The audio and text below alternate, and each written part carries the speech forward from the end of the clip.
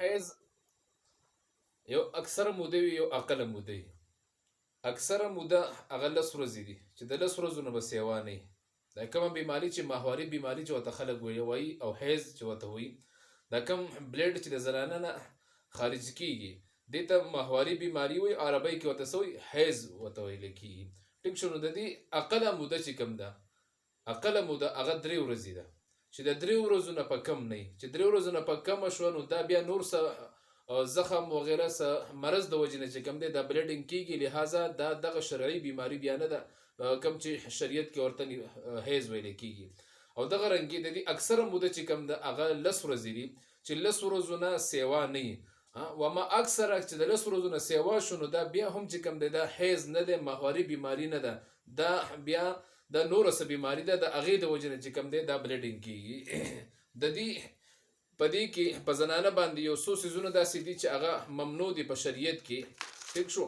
خو دا یو خبره ځان سره یاد ساتئ چې 3 ورځو نه په کمه شي یا د 10 ورځو نه په سیوا شي، نو په دې صورتونو کې دا کم چې اقله موده ده او اکثره موده ده که نه، لکه مثال کې طور پر 3 ورځې یا 10 ورځې. ټیک ده. نو په دې کې په دې زنانه باندې چې کوم دی مونځ کول ممنوع دي، روژه نیول ممنوع دي، د قرآن تلاوت کول ممنوع دي. دغه شان دي نور چې کوم ممنوعات دي دلته کې شریعت ذکر کړي دي. ان شاء الله تاسو له به په نمبر ذکر کوم. اولنی سیز چې کوم دی هغه په دې کې سره مونځ زنانه نشي کولی، روژه نشي نیوی، خو بیا د روژې قضا به راګرځي، د مانځه قضا به بیا نه راګرځي.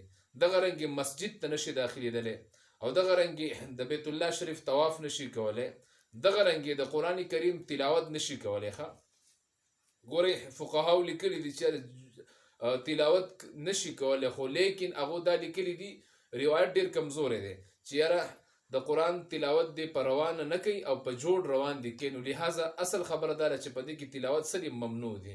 او دغه شانتي یو محترم مثال کے طور پر قرآن کریم ته لاس هم نشي وروړی.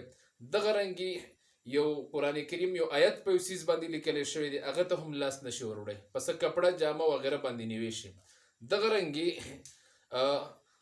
په دې زنانه باندې هغه څیزونه کول، مثال کے طور پر بعضې زنانه چې کوم دی خپل وظایف کوي که نه، اوس لکه نو وظایف خیر دی، وظایفو اجازت شته دی، د سملاستو دعا ده، راپاسېدلو دعا ده، دغه رنګې. ټیک شو.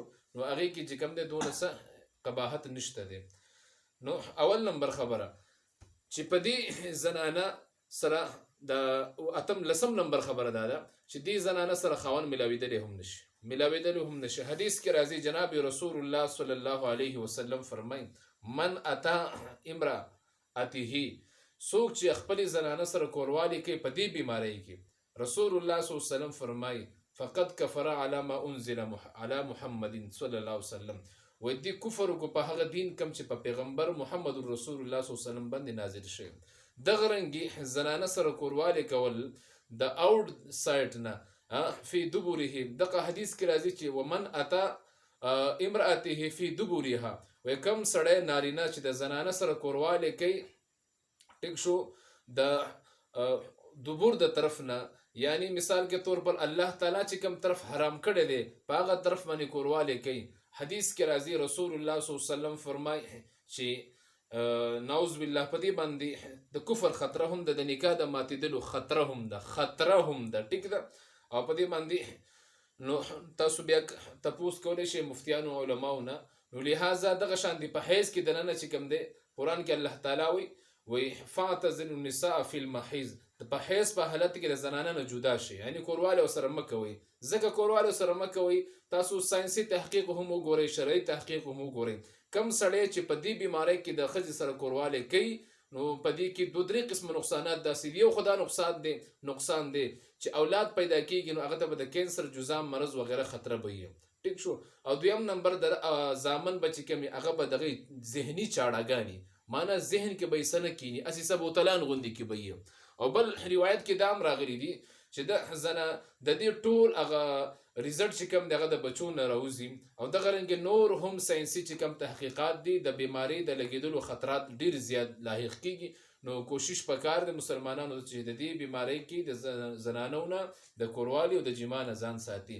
دغه رنګې د بل حدیث چې ما تاسو ته ولوستل چې من اتا فی دبورها، څوک چې کوم دی د زنانه نه د شا د طرف نه خپل ښځې سره میلاویږي نو لهذا د کفر ته پیرسی په دې باندې نکاح د ماتیدلو خطر ده. په دې باندې فتاوا دارالعلوم دیوبند او احسن الفتاوا وغیره ټول کته شي او هدايه په دې شرح کې باغم د لیکلي دي دغه حدیث یو ذکر کړی دی. نو لهذا د انتهایی خطرناک ګناه ده. الله دې زموږ د مسلمانانو ټول د دین حفاظت